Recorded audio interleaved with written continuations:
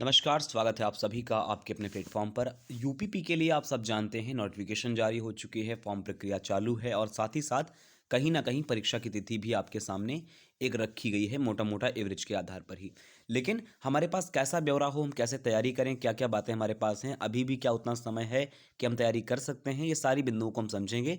सबसे पहले बात करेंगे हम पाठ्यक्रम के ऊपर। तो हमारे पास जो ये पाठ्यक्रम दे रखा है सामने आपके, ये बाकायदा लिखित भर्ती परीक्षा का पाठ्यक्रम है कि कितना क्या पढ़ना है, कैसे क्या बिंदु हैं आपके। तो एक-एक करके समझिएगा। पहले एक-एक बात आप समझिएगा। आपके पास विषयों में 4 खंड हैं। इनमें एक तो आपका सामान्य ज्ञान का खंड है, दूसरा सामान्य हिंदी का खंड है, तीसरा आपका संख्यात्मक एवं मानसिक योग्यता परीक्षा। यानी इसमें जो आपकी गणित होती है, वो कहीं न कहीं रीज़निंग जैसी मैच खाती रहती है आपकी। इसके अलावा रीज़निंग तो आपकी प्रॉपर है ही है। ओवरऑल ये 300 अंकों का आपका पेपर होगा। 300 अंकों के साथ-साथ इनमें सिलेबस बाँट रखा है, क्या-क्या बातें हैं, क्या-क्या बातें नहीं, आप बहुत ध्यान से समझिएगा। सबका डेटा अलग-अलग है और डेटा के आधार पर ही हम लोग देखते हैं। सबसे पहले सामान्य ज्ञान के बारे में बात करी जा रही है। अगर आप सामान्य ज्ञान के बारे में देखिएगा, तो यहाँ सिलेबस दे रखा है, सामान्य विज्ञान आपको पढ़ना है, भारत का इतिहास पढ़ना है, संविधान, भारतीय अर्थव्यवस्था, संस्कृति, भारतीय कृषि, वाणिज्य एवं व्यापार, जनसंख्या, व्यापार एवं नगरीकरण, विश्व भूगोल तथा भारत का भूगोल, प्राकृतिक संसाधन और उत्तर प्रदेश की संस्कृति, सामाजिक प्रथाओं के संदर्भ में विशिष्ट जानकारी, उत्तर प्रदेश में रेवेन्यू सिस्टम, पुलिस तथा सामान्य प्रशासनिक व्यवस्था, मानवाधिकार, आंतरिक सुरक्षा और आतंकवाद और उसके पड़ोसी देशों के बीच में प्रशासनिक व्यवस्था या संबंध, राष्ट्रीय तथा अंतर्राष्ट्रीय महत्व के समसामयिक की विषयक तथा राष्ट्रीय और अंतर्राष्ट्रीय संगठन, विमुद्रीकरण और उनका प्रभाव, साइबर क्राइम, जीएसटी, पुरस्कार सम्मान, देश राजधानी मुद्राएं, महत्वपूर्ण दिवस, अनुसंधान खोज, पुस्तक और उनके लेखक, सोशल मीडिया और कम्युनिकेशन। यानी ओवरऑल अगर हम आपसे ये बात करें लिखित रूप से, तो ये जो सिलेबस दे रखा है, ये सिलेबस है सामान्य ज्ञान का। और मैं दावे के साथ आपसे कह सकता हूँ, अगर आप अपने सिलेबस के अकॉर्डिंग चलते हैं, अगर आप एक एक स्टेप भी फॉलो करते हैं, तो अभी इतना समय नहीं गया हुआ है कि कोई भी विद्यार्थी सही ढंग से चीज़ों को कवर अप ना कर पाए। मेरी बात समझ रहे हो आप? ऐसे ही आपका सामान्य हिंदी के सिलेबस के बारे में देख लीजिएगा। सामान्य हिंदी में अगर आप देखेंगे, तो सामान्य हिंदी में भी वैसा ही है।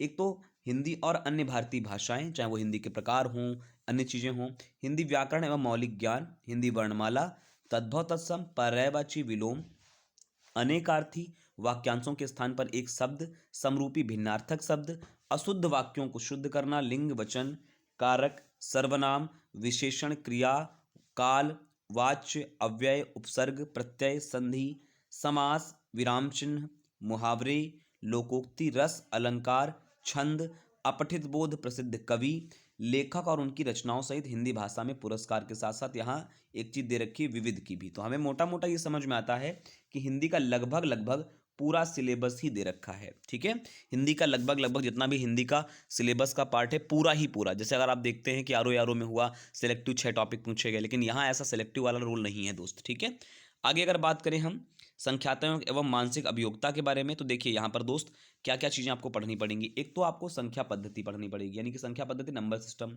सिंप्लीफिकेशन पढ़ना पड़ेगा ढंग से, दशमलव और भिन्न अर्थात डेसिमल एंड फ्रैक्शन पढ़ना पड़ेगा, लासापा मासापा पढ़ना पड़ेगा, एचसीएफ और एलसीएम, अनुपात समानुपात पढ़ना पड़ेगा, प्रतिशत पढ़ना पड़ेगा, लाभ हानि पढ़नी पड़ेगी अर्थात प्रॉफिट एंड लॉस पढ़ना पड़ेगा, डिस्काउंट, छूट, साधारण ब्याज और चक्रवृद्धि ब्याज जैसे टॉपिक के साथ साथ आपको ये सब चीज़ें कवर अप करनी पड़ेंगी। और नीचे भी आपके टॉपिक दे रखे हैं, जैसे टाइम एंड वर्क है आपका, यानी समय और कार्य आपका है, समय और दूरी है, एवरेज है, पार्टनरशिप है, सारणी और ग्राफ, सबसे ज़्यादा इंपॉर्टेंट सवाल यहीं से आते हैं, मेंसुरेशन का भी पार्ट दे रखा है, और अंक गणितीय संगणना और विश्लेषणात्मक कार्य के साथ साथ यहाँ विविध का भी सेक्टर दे रखा है। यानी मोटी मोटी बात यह है कि आपके जो क्वेश्चंस रहेंगे वो ग्राफ से भी रहेंगे, ग्राफ वाइज भी क्वेश्चंस आपसे पूछे जाएंगे।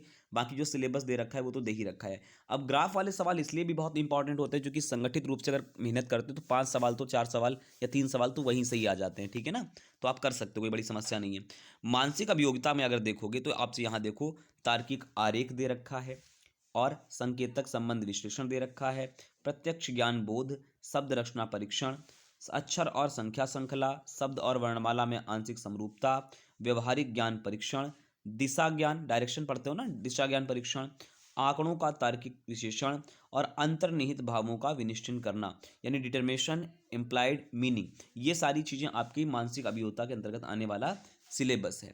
तो मैं फिर कहता हूँ, फिर कहूँगा वही बात को लेकर के, अगर अभी भी ऐसा कुछ बिगड़ा नहीं है दोस्त, अगर आप एक एक स्टेप को कवर अप करोगे तो कवर अप कर सकते हो। और ये दे रखा है आपका मानसिक अभिरुचि, यानी कि चौथा चौथा खंड आपका दे रखा है, वो इसमें आपका बाकायदा दे रखा है। अब यहाँ मुद्दे इस बात के रहेंगे, आपसे यहाँ पर पूछा जा सकता है समसामयिक पुलिस मुद्दे और कानून व्यवस्था, यानी सीधी सादी बात यहाँ पर ये दोस्त रहेगी, यहाँ पर कानून से जुड़े हुए सवाल भी आपको देखने को मिल सकते हैं। हो सकता है कि आईपीसी वगैरह भी आपसे पूछ ली जाएं, यानी विधि का शासन कैसे है, कानून और शांति व्यवस्था बनाने के लिए जो जरूरी चीज़ें हैं आपके लिए, ये सारे ऐसे सवाल यहाँ से अवेलेबल रहते हैं। देखो यहाँ दे रखा है पुलिस प्रणाली, पुलिस सिस्टम, तो नो डाउट ऐसे सवाल आते हैं। आप प्रैक्टिस सेट लगाएंगे तो आपको वहाँ पर ऐसे सवाल भी देखने को मिल जाएंगे। तो ये बहुत बेसिक सी सारी बातें हैं, और इसके अंतर्गत सब पार्ट बांट रखे हैं मानसिक अभिरुचि परीक्षा का, बुद्धिलक्षी परीक्षा का, या जो आपके चाहे वर्णमाला पर आधारित हो, वेन डायग्राम्स हो, या आपके रिलेशंस के रिगार्डिंग हो, असमान चिन्ह हो, ब्लड रिलेशंस हो, यानी प्योर रीजनिंग आपको नीचे देखने को मिलेगी, है ना, प्योर रीजनिंग आपको नीचे देखने को मिलेगी। तो बउआ ये आधार है, इस तरीके की व्यवस्थाएं हैं, आपको ये ध्यान रखना पड़ेगा। और ये जो आपको डेटा दिखाई दे रहा है, ये मानसिक अभिरुचि, बुद्धिलक्ष्य और तार्किक क्षमता के आधार पर जो ट्रेंड चल रहा है, ट्रेंड एनालिसिस यहाँ पर दे रखा है, ऐसे ही सवाल आपसे पूछे जाते हैं, ये दोस्त ध्यान रखना, ठीक है।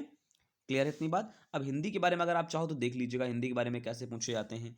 हिंदी में जो सवालों की विविधता है, आप अगर देखिए पिछले आने वाले कारणों क्रियाकलापों के आधार पर, हालांकि मैं इसको भी यहाँ नहीं समझा करके, मैं वैसे भी आपको डे पर डे कराने वाला हूँ, सारी चीज़ें आपको विधिवत ढंग से हम लोग कराने वाले हैं। तो ये टॉपिक आपका देख रहे हो, रीजनिंग का टॉपिक आपका है, लेकिन हम आपको रीजनिंग से शुरुआत नहीं करेंगे दोस्त, हम आपकी शुरुआत करेंगे हिंदी भाषा से, क्योंकि कहीं ना कहीं बच्चों के लिए हिंदी बहुत कठिन टॉपिक रह जाता है। हिंदी हम कवर अप कराएंगे, उसके बाद जीएस की बात करेंगे, तो सबसे पहले कवर अप कराएंगे हम लोग हिंदी के लिए। तो आपको आप उम्मीद है आप लोगों को चीज़ें आप जुड़ेंगे और अच्छे तरीके से कवर अप करेंगे। पर डे आपको एक लेक्चर हिंदी का, पर डे एक लेक्चर आपको जीएस का पढ़ाया जाएगा। उम्मीद है आपको वीडियोज़ भी पसंद आएंगे, लोगों को अवगत करा दीजिएगा और साथ साथ बने रहे हमारे साथ। नमस्कार।